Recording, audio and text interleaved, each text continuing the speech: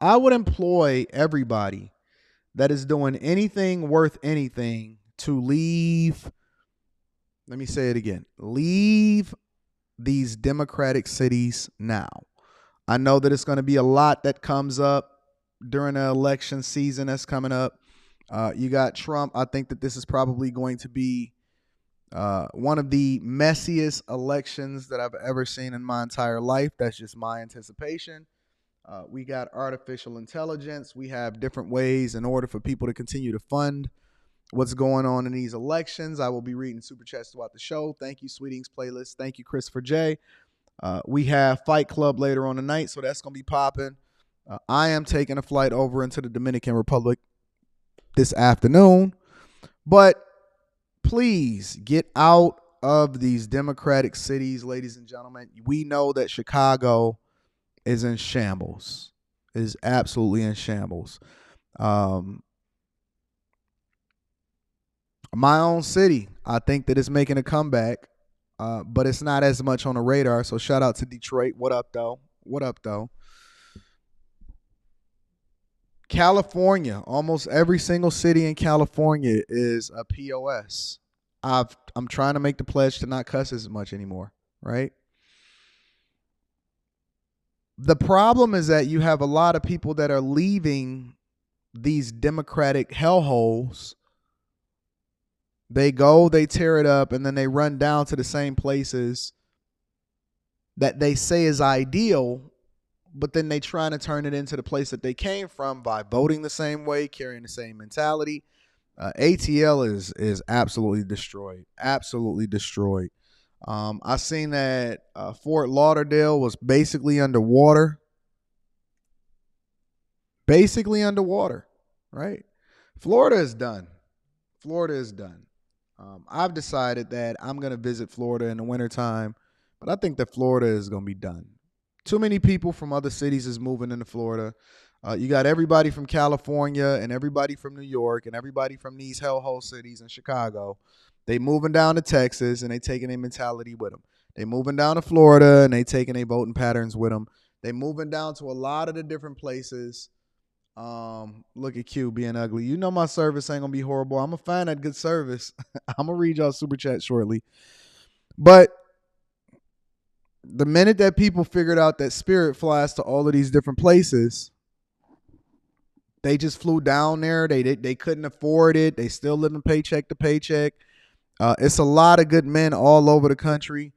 And I think that one of the reasons why it's important to, if you can afford it, go and live in places that price out the people that shouldn't be there is because it then affords you a level of protection against people that really can't participate in your communities. Gentrification is a good thing, in my opinion.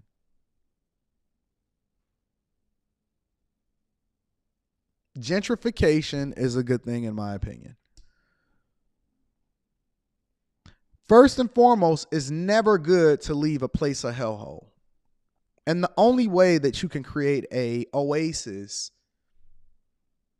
in a space that originally was a hellhole is you got to drive out the hellions. You got to drive out the demons. Tony B says you're not changing Florida's political votes.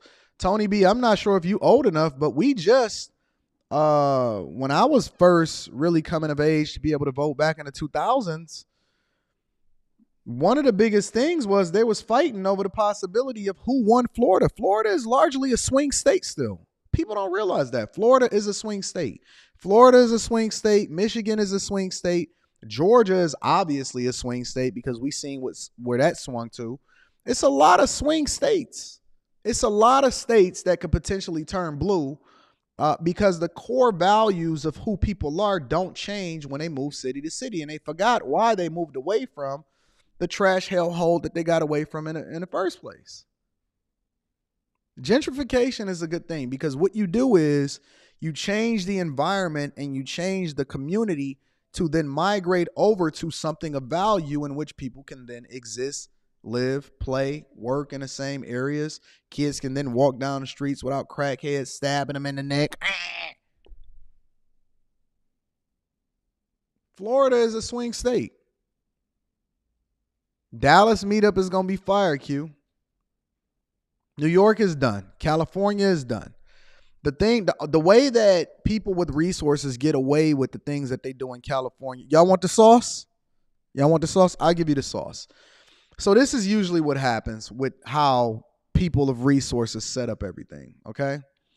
They set it up by being able to still live in the spaces that they're able to generate a lot of revenue, business, and money. So for example, it's a lot of billionaires in New York. They call it Billionaires Row. It's a lot of millionaires and billionaires over in California and Calabasas and all of these different places, right? And they're not hanging out on Hollywood Boulevard. They're not hanging out in Skid Row. And in a huge sense, they're not being taxed the way that you think that they're being taxed. It's the middle class and the people that generate the majority of the tax base are not people of resource. And so what happens is they're actually taking, from a business perspective, a large loss, which then allows for them to say, well, this was my real income, right?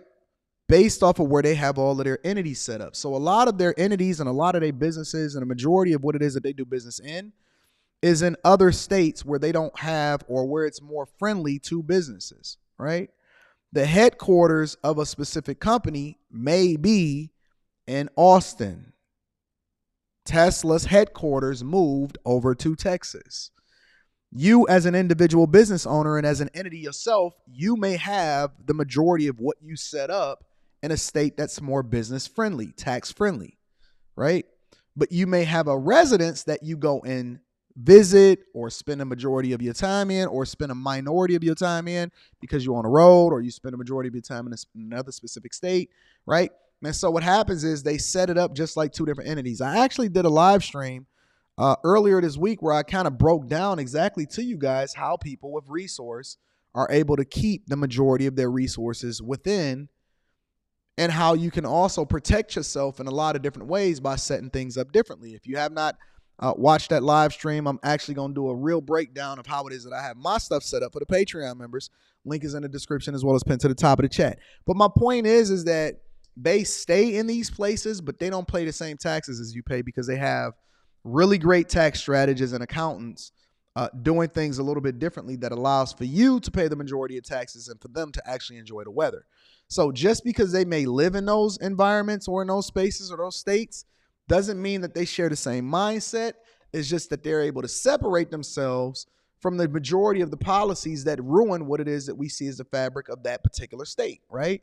So you'll see the Kardashians over in Calabasas or Drake or whatever like that, but it doesn't necessarily mean that they're paying the same taxes as you guys. All right. So you guys have to learn how to look at things from a business perspective. But more importantly, just remember that wherever it is that you go, you taking yourself with you.